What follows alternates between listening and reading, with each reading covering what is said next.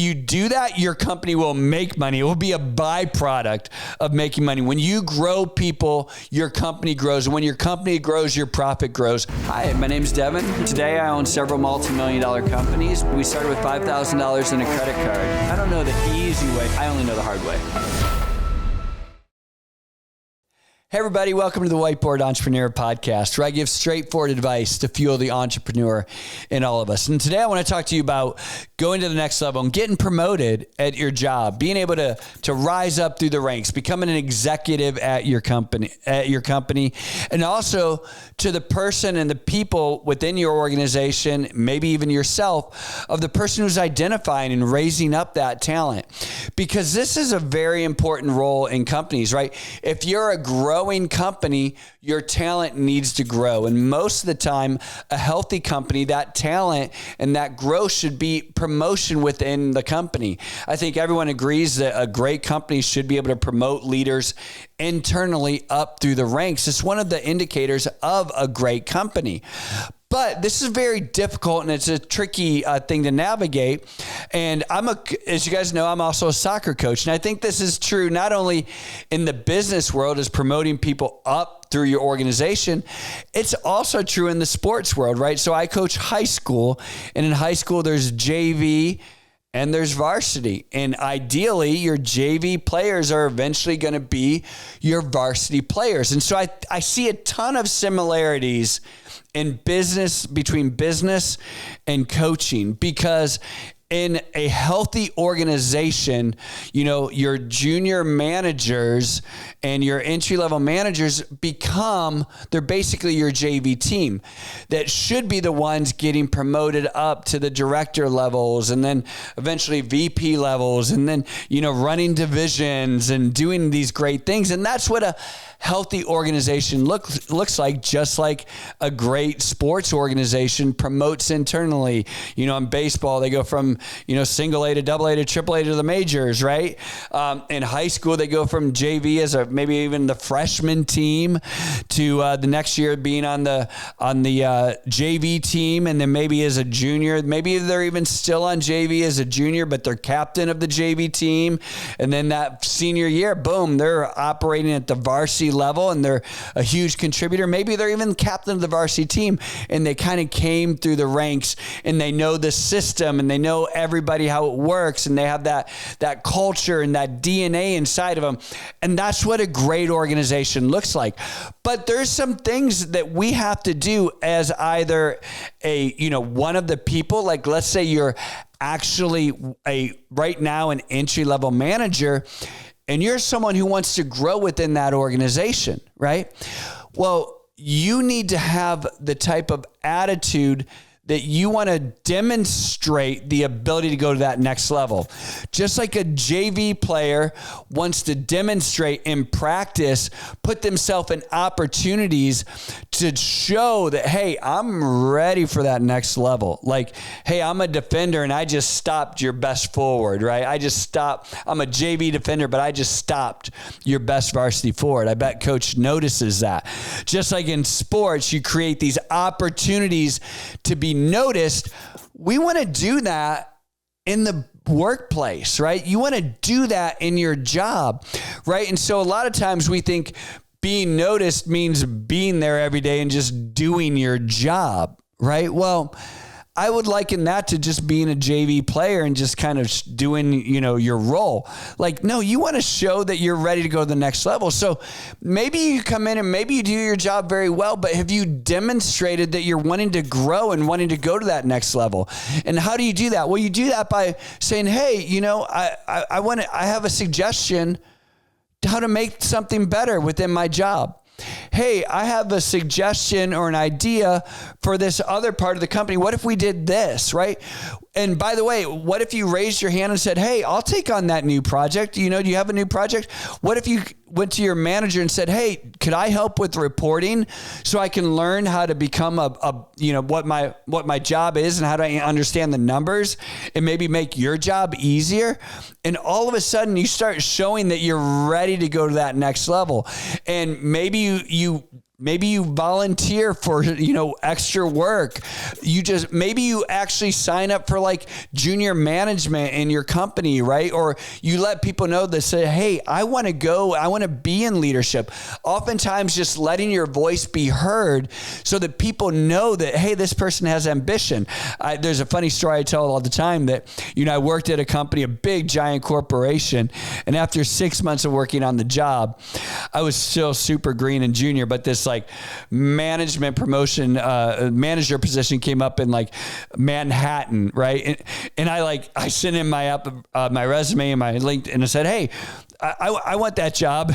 Well, there was no way I was qualified for like but the VP called me and said, hey, Devin, we're really happy that you have that ambition, but talk to us in 5 years when you actually know what you're doing.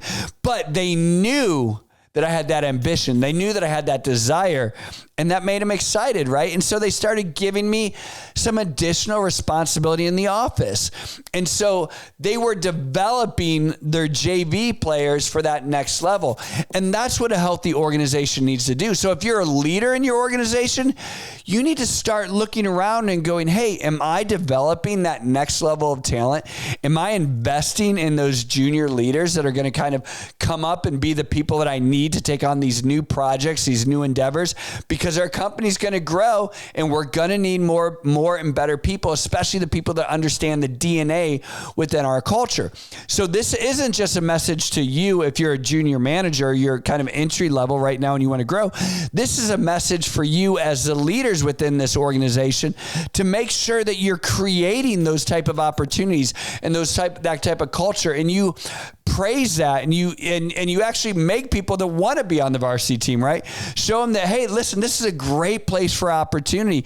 Show them that they could spend their whole career at this company because you're growing and you have opportunity, as much opportunity as they have dreams, and you need to be able to create that. But also what you need to be able to do is you need to identify if there are people within your organization that are sitting in positions but are not, basically not ever going to be ready to go to that next level. This would be like having someone on the JV team that is never going to be able to step on the varsity field. That puts everybody in a really awkward situation.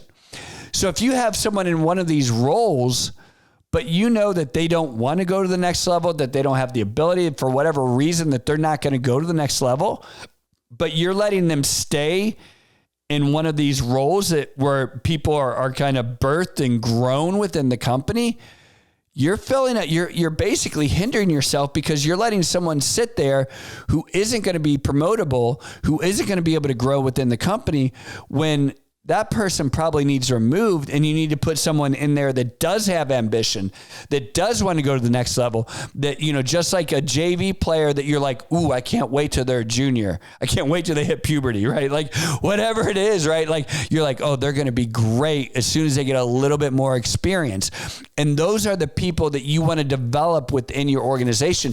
And those are the people that you want to invest in. And if you have people that are sitting in these seats and these spots that are not going to be that next generation, you've got some tough decisions to make. And so this is really about building your organization, building whether it's a sports team or a company or a business or a church or a nonprofit or whatever it is. You have to constantly be building and growing up that next layer of talent. And that rests on you, the leader. And so as we think about this podcast and as you unpack it, there's lots of people probably listening that are in different positions. Some of you are probably in that like junior level role and you're going, you know what? I'm ready to go to that next level. Let me challenge you. Let it be known. Let people know within your organization that you want to be promoted, that you want to be grown, that you want to take on more responsibility. When you're given more responsibility, do it quick, do it well, do it perfectly, turn it in early, on time, right? Impress people around you. Like demonstrate and show people that you want to be moving up. Demonstrate that you've got the ability and that you've got the competency and the maturity to go to that next level. So challenge yourself. And here's an uncomfortable thing. You can go to your supervisor and say, hey, what am I missing? right? What do I need to do so that I can go to that next level? And then welcome feedback, even if it's not necessarily always positive, and be willing to change and grow. So if you're at that point, awesome. Now let's talk about if you're a supervisor, right? Or if you're a leader within your organization, you have to take on that responsibility of looking around and going, who are these people that I want to invest in? Who are the people that are going to the next level? And am I giving them enough attention? Am I doing one-on-ones with them? And am I training them? Am I giving them additional responsibility? Am I challenging them? Am I showing to them that this is a great path? Or if they're on, in the wrong position, put them in a position where they can grow. And that's a tough thing to do, right? It's identify that talent and invest in that talent, because it takes work. It doesn't just happen. Talent isn't just grown organically, by osmosis. It's grown deliberately by investing in people and time and having a plan and career pathing them and giving them the responsibility, and then being okay when they screw it up, because you know that they're junior and you're investing in them. And so that's who I'm talking to too, right? This is a totally different position. Also, I would say, listen, if you run the company, if this is your company, you need to look around and say, is my operation, is my organization even set up this way? Is it even set up where people know that they can build a career here, that they know that we're growing and that we're going to have more opportunities?